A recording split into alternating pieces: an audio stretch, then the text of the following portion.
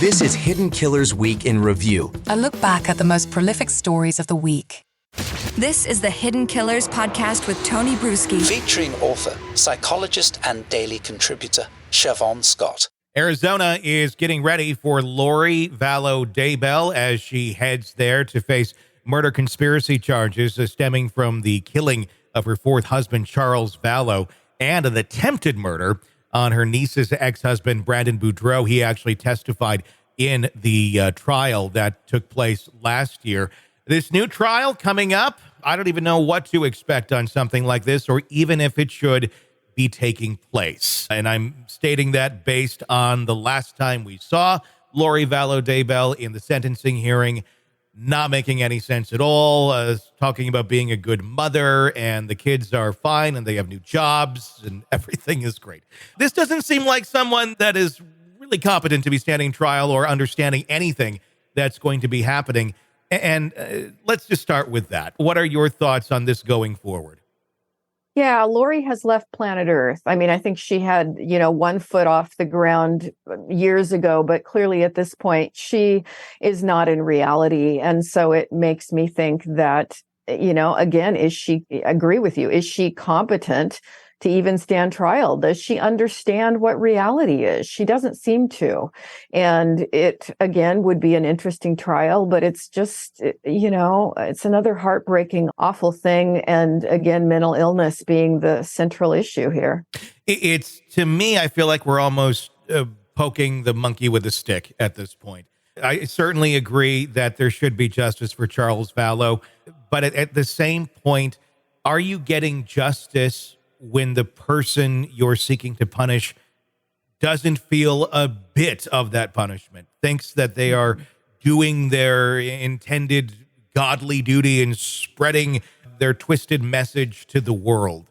That seems to be the disconnect. In cases where the person isn't this far gone, you can usually see they're going to feel the effects of the punishment of what is doled out to them of a guilty verdict. Lori doesn't seem to feel any of that. So at the end of the day here, we're doing this, I think, more so for the family of Charles Vallow and the victims that she has victimized over the years. But does that help? Does that help? Are you getting that sense of justice? Are you getting anything at the end of the day if, when this is done, you have the same Lori Vallow who doesn't think anything is wrong and she didn't do anything? Mm-hmm. Yeah, it may make the family members feel better just to have, a guilty verdict and have it validated legally. I can imagine that. But certainly, is it going to have any impact on her thinking or functioning or sense of responsibility? Absolutely not.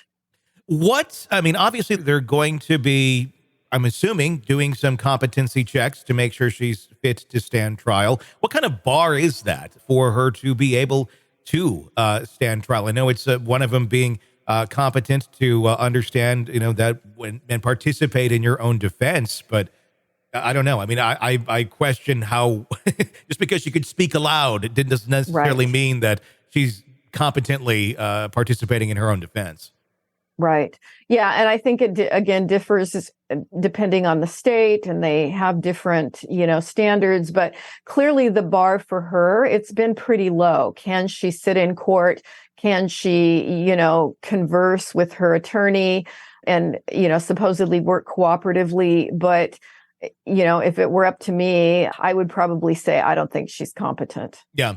I mean, at this point, with what we know, what we've seen, what is the best path for her? Obviously, death was taken off the table. It's very likely in her first trial, it's very likely that it won't be carried out in Arizona because they just don't seem to do that.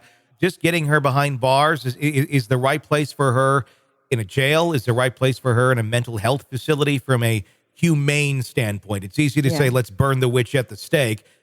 I can kind of agree with that too, but that's not what we do anymore. Now, I mean, we're talking about someone who is very mentally ill. What is the best path for her and for peace, especially for the families that have all been so horribly affected by this? Yeah, I can certainly see an appropriate placement for her being in a forensic mental hospital, which is a locked, very controlled prison-like facility, but where there's an emphasis on understanding that people are mentally ill and there is more psychologically focused treatment, which you don't find in prison.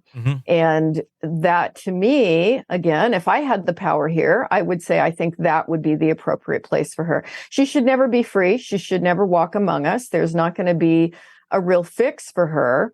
But coming at it from a humane standpoint and what would be the best fit, considering who she is and her symptoms, I think a forensic mental health life sentence would probably be a good thing. Is there anything that can be learned from Lori Vallow Daybell and her mental state and how she got there or why she got there that could be a benefit to anyone down the road? Or is this just everyone's unique and everyone has a unique chemistry that makes them up, and this is how hers is, doesn't necessarily mean anyone else will be as well?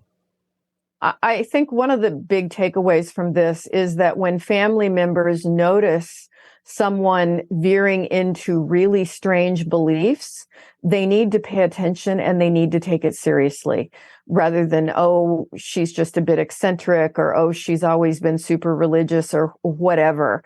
If the family had come together and intervened sooner, rather than validating, most of them just validated, her religious crazy ideology. I think we need to, again, do a better job of spotting people that are veering into psychosis, as Lori clearly was. And there was no one other than poor Charles Vallow trying to confront it. And you look at the resistance he met from the relatives. And so I think, again, if people could learn more about what are the signs of psychosis, because sometimes it happens gradually. And the family members maybe notice, oh, well, they're having some strange symptoms or strange beliefs, but they're still doing okay. They're still functioning. She's still, bathing, grooming, cooking, taking care of the kids. So she's not really in trouble.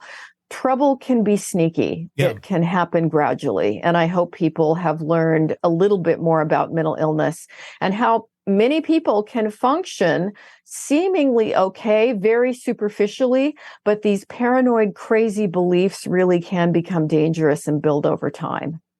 Want to listen ad-free? Want advanced access to all of our interviews before anyone else? Become a True Crime Today Premium Plus subscriber on Apple Podcasts. You get every episode commercial-free, so you can binge on true crime until you can binge no more. Search True Crime Today Premium Plus on Apple Podcasts now, or go to our podcast page and sign up now. More of the Hidden Killers podcast next.